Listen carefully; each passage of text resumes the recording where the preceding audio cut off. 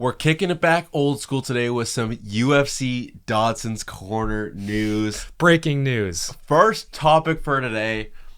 It's basically at this point all but confirmed that UFC 316 is going to be headlined in New Jersey by Sean O'Malley getting his rematch against Merab Dvalishvili. It hasn't been officially announced, but in MMA and UFC, when something gets to this point, it's basically confirmed.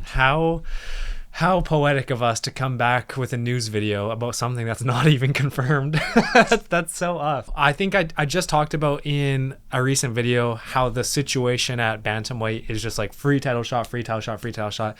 And this is another case of a free title shot, you know? Yeah. O'Malley coming off the loss to Merab coming off a secondary win over Umar in that time that O'Malley's been out. The only difference, like the reason why rematches are ever intriguing in the first place is because there was either an injury or there's been a long enough time where there's a difference in the skill set from when they first fought. Yeah. And in my opinion, the only way that they can sell this fight as like, oh, this is a new thing, is that Sean O'Malley doesn't have a torn labrum.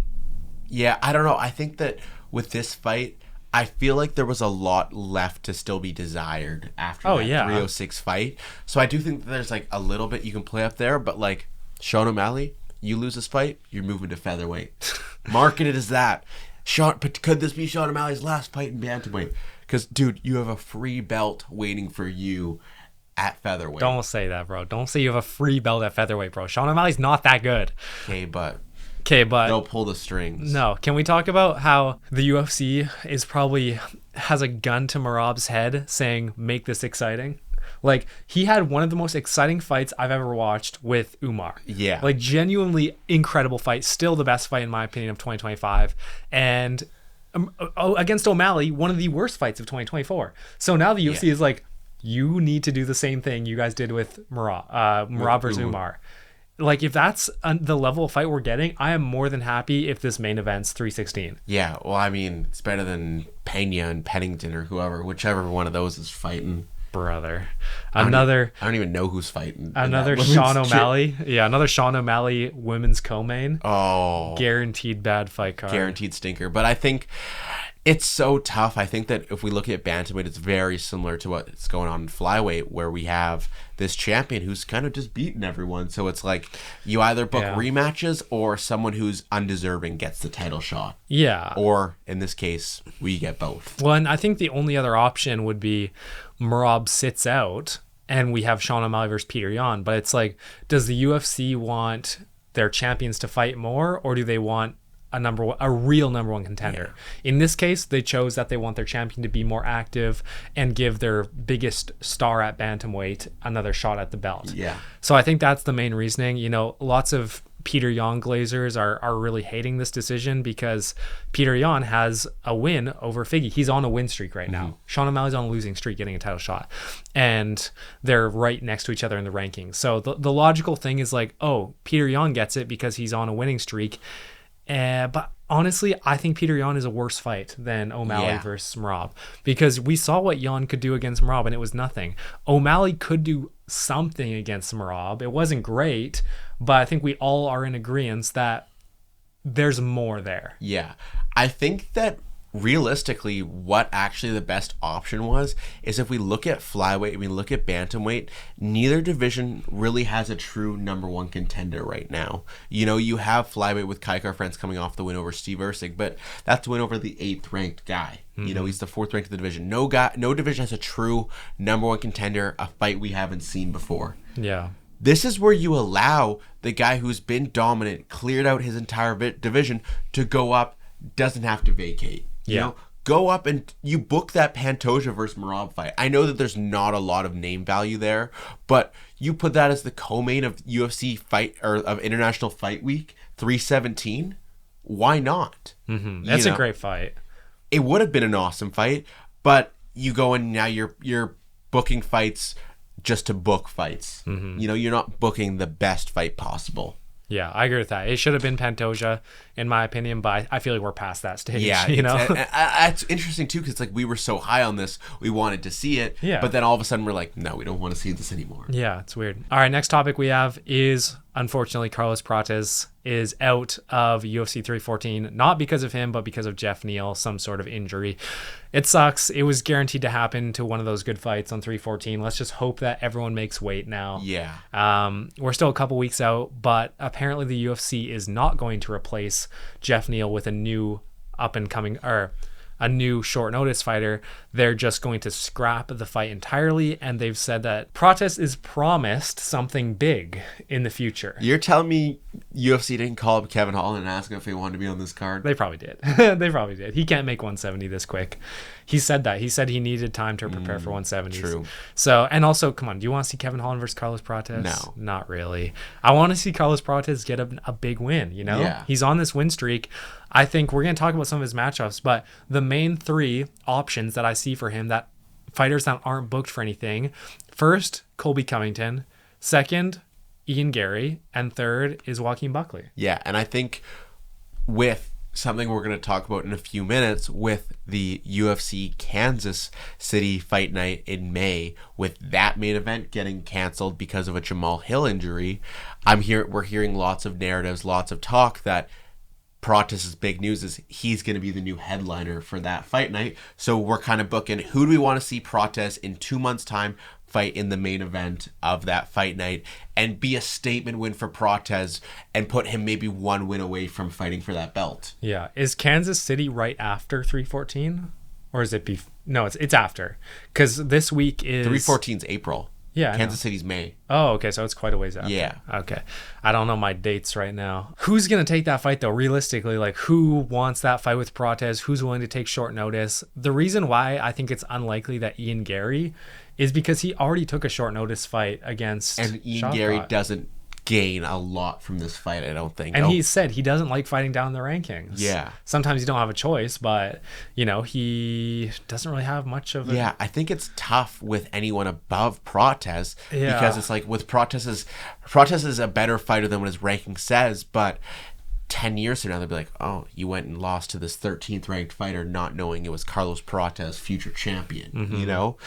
Like, honestly, I know that it's maybe not the fight that everyone wants to see, but I think best option, and this isn't best option, maybe most likely option, Colby Covington, but I also don't want to see that fight. And that's another one where Colby Covington's last fight was short notice too. Yeah. So it's like, it's not a great situation for any fighter.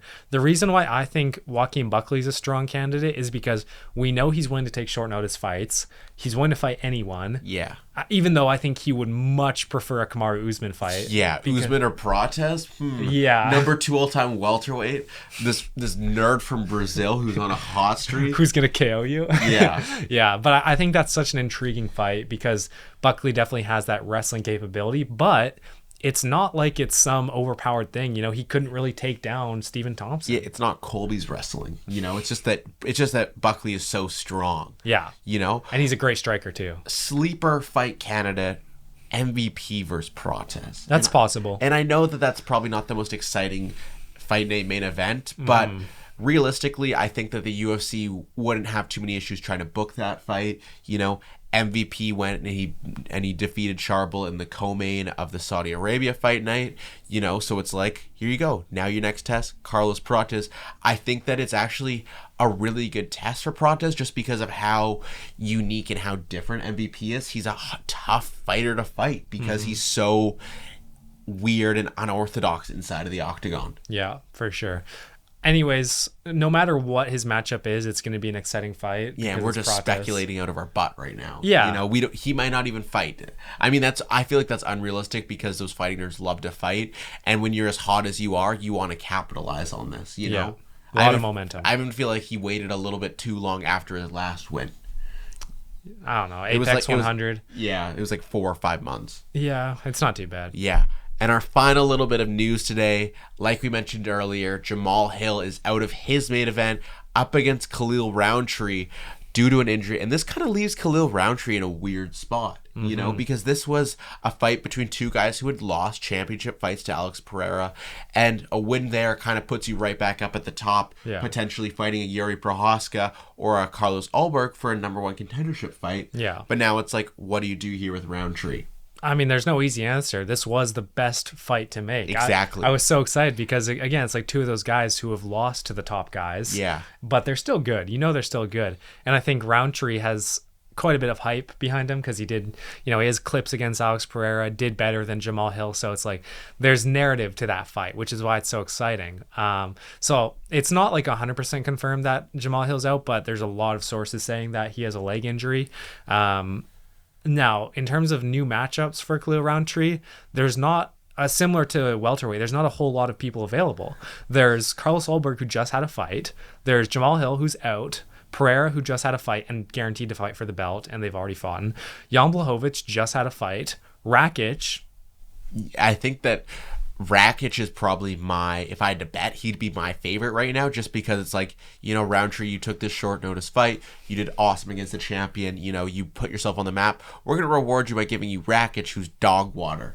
Yeah. Do you think they just scrap it though? I at this point they might just scrap Khalil Roundtree's fight. But I think it's interesting too. Wait, this is the second time that they've tried to book this fight too. Yeah. Oh my But here's the thing: is when I saw that Jamahal Hill got booked against Roundtree, I was like, seems like a little bit of a short turnaround for Jamahal Hill. I never completely trusted that this fight was going to happen. I'm always like, is pessimistic the right word? I'm always pessimistic when it comes to a Jamahal Hill fight, just because that guy is so flaky. Yeah. You talk about guys it's like one of our friends. You talk about guys like Shavkat always getting injured, always pulling out. Hamzat. Jamahal Hill's right up there with him. This guy's always hurt or always pulling out. The notes app in his phone, he has a note dedicated just to excuses. Oh, Yeah. He'll wake up in the middle of the night, new excuse. Got to write it down. This guy has every excuse in the book lined up for getting out of this fight. Yes. He was never fighting. Yeah, so unfortunately for Roundtree, we're 6+ months post his awesome performance against Pereira. Might have to wait a little bit longer, but who knows, maybe you rebook something for UFC 317, get this guy on a pay-per-view International Fight Week. Yeah, he's a good name to have as like a opener. Yeah, you put Rakic versus Roundtree, opener of 317, banger. Yeah, gets you warmed up for the card, That's a great fight for sure. But that's going to do it for us today. Let us know what you think of all these matchups, who's going to fight who, what you think of this news, how you feel about Merab versus Sean 2. While you guys are down in the comments, make sure you guys are liking and subscribing. We appreciate all the love and support. And we'll see you guys next time. Peace. See ya.